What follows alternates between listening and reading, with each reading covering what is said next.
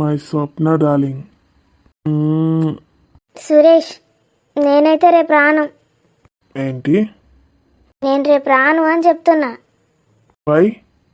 Why అంటే చెప్పు. నాకు పానం మంచిగా ఉంటలేదు సురేష్ అని చెప్పు. నా వల్ల కాదు సురేష్, నేను ఇప్పుడే రాను అక్కడికి. ఇవో అల్లుడు అంతా కాలు చేతులు గుంజుకపోతాను ఏటన్న బిడ్డకు. ఇక కొంచెం గిడుండి రెస్ట్ తీసుకుంటుంది. స్వప్న, లవ్ యూ స్వప్న. నువ్వెన్నన్నా చెప్పు సురేష్, నేనైతే రేపు రాను. నీ అమ్మ ఎన్ని నాటకాలు ఆడినా నేనైతే వినని చెప్తున్నా.